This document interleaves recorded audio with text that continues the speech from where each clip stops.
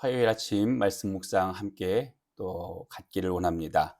오늘 우리가 나누게 될 성경 본문의 말씀은 누가복음 22장 3절에서부터 5절까지의 말씀입니다. 열둘 중에 하나인 가룟인이라 부르는 유다에게 사탄이 들어가니 이에 유다가 대제사장들과 성전 경비 대장들에게 가서 예수를 넘겨줄 방도를 의논하매 그들이 기뻐하여 돈을 주기로 언약하는지라. 아멘.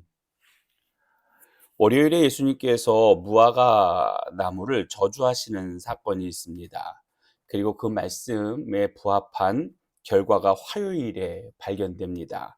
나무가 말라 버린 거지요. 주님이 얼마나 심각하게 예언하신 것인가라고 하는 것을 발견하게 됩니다. 그러면서 주님께서 겸하여 함께 말씀하신 게 뭐냐면 이 무화과 열매 없는 무화과 나무와 같이 외식하는 것에 대하여 경고하셨습니다. 아, 겉은 화려하지만 그 안에 어떤 열매도 결실도 기대할 수 없는 겉만 번드러한 자들, 이런 삶에 대해서 예수님 경고하시는데, 실상 이러한 모습들이 서기관이나 바리새인들을 향한 주님의 메시지라고 하는 것을 오늘 우리는 잘 알고 있습니다. 이렇게 예수님께 질책받았던 그들이 본격적으로 예수님을 어떻게 하면 좋을까, 예수님을 어떻게 우리가 처리해야 될까라고 하는 것을 논의가 시작된 날이 바로 화요일 즈음입니다. 마태복음 6장 3절부터 5절까지 이 화요일에 이들이 모여서 이렇게 논의한다 합니다. 그때에 대제사장들과 백성의 장로들이 가야바라 하는 대제사장의 관정에 모여 예수를 흉계로 잡아 죽이려고 의논하되 말하기를 밀란이 날까 하노니 명절에는 하지 말자 하더라라고 이렇게 얘기합니다. 예수님을 어떻게 할 것인가 이들이 논의합니다. 근데 쉽게 그 결론을 맺지 못합니다. 여러 가지 제한 사항들이 있었기 때문에 그렇습니다.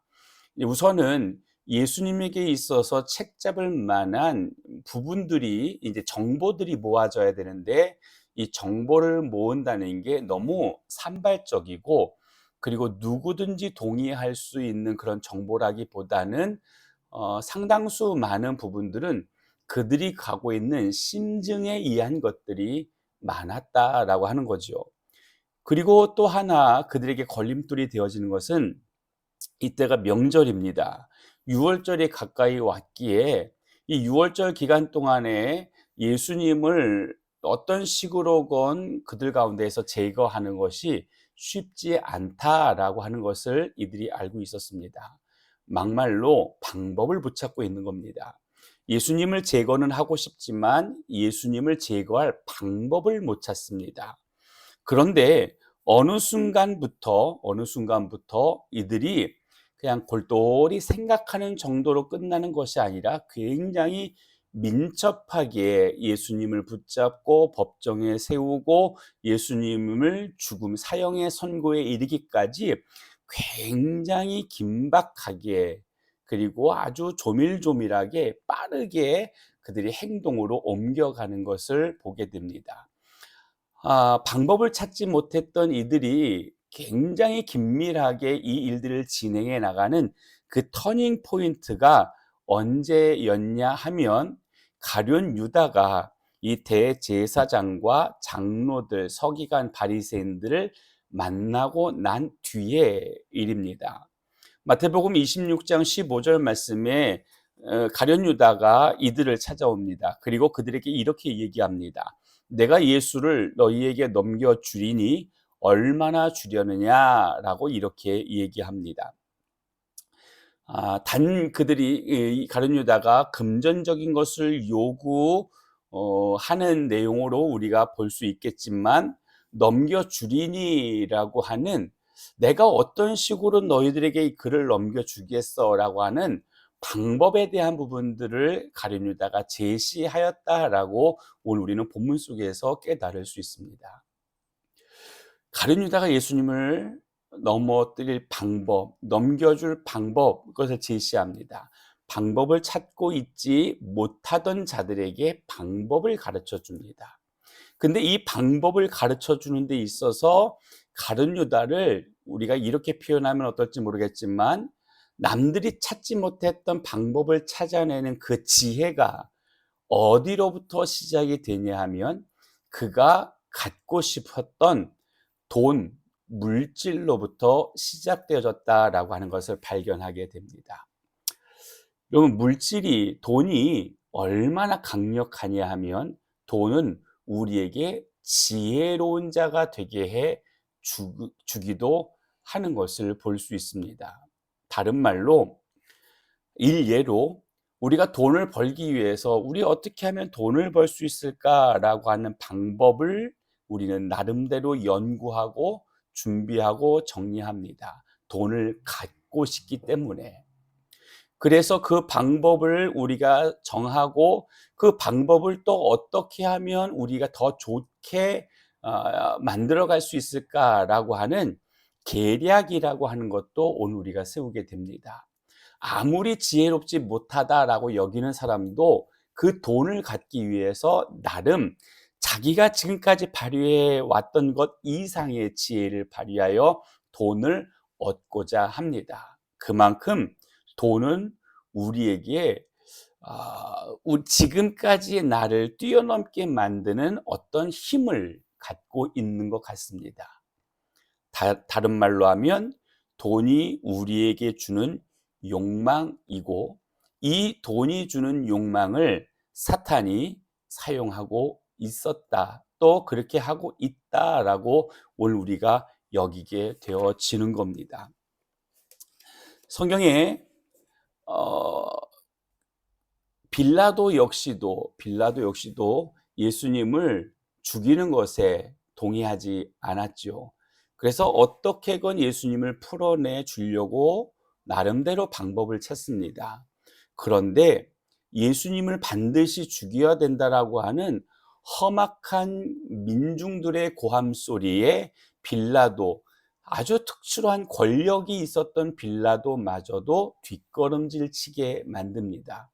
그들이 그렇게 항거하는, 그들이 그렇게 목소리 높일 수 있었던 이유도 사실 어떤 부분 안에서는 가룟 유다가 그들에게 제시한 지혜로부터 시작된 게 아닌가라는 생각을 해보게 됩니다.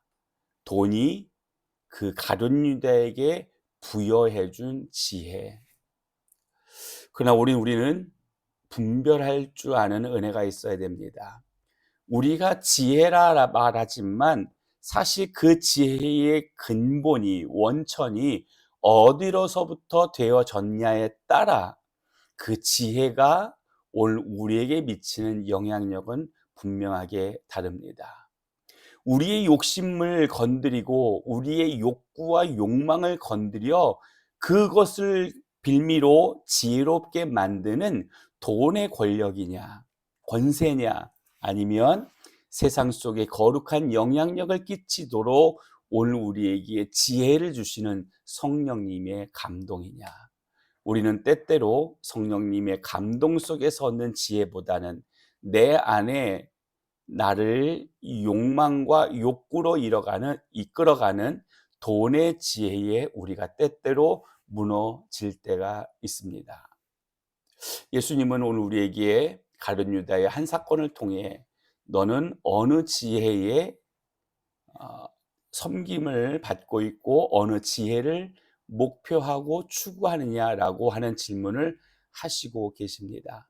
사랑하는 믿음의 성도 여러분, 오늘 우리의 지혜는 성령님으로부터 시작되어야 됩니다. 성령님이 주시는 지혜로 오늘 우리는 살아야 됩니다. 돈을 빌미로 우리를 유혹하여 넘어뜨리려 하는 그런 사단의 지혜가 아닌 하늘의 지혜로 살아가는 믿음의 사람들 되어지기를 원합니다. 오늘 우리가 궁극적으로 무엇을 따르고 무엇을 추구하고 있는지 다시 한번 하루를 돌아보아 주님 앞에 다시 온전히 설 수 있는 우리 모두가 되기를 주님의 이름으로 축복합니다. 기도하시겠습니다. 좋으신 아버지 하나님, 돈이 우리에게 주는 지혜가 있습니다. 잘 살아보려고 많은 것을 더 갖기를 원하며 오늘 우리가 지혜를 짜내어냅니다. 우리의 욕망을 건드리고 우리의 욕구를 건드리고 우리의 욕심을 건드려 그 지혜를 끄집어내는 돈, 그리고 사단의 지혜, 오늘 우리가 그 지혜에 따르지 아니하고 내 안에 계셔서 주님의 길을 걷게 하시는 성령님의 지혜를 따르는 자들이 되어지기를 원합니다. 주님, 오늘 우리의 영을 만져주시고 오늘 우리의 삶을 붙들어 주셔서 성령님의 지혜를 따르는 믿음의 삶을 살아가는 우리 모두가 되게 하여 주옵소서. 예수님의 이름으로 기도합니다. 아멘. 오늘 하루 여러분 성령님의 인도하심을 받는 지혜로운 삶 사시기를 축복합니다. 그래서 성령님이 우리에게 맺게 하여 주시는 성령의 열매를 날마다 맺어가는 우리 모두가 되기를 다시 한번 예수님의 이름으로 축복합니다.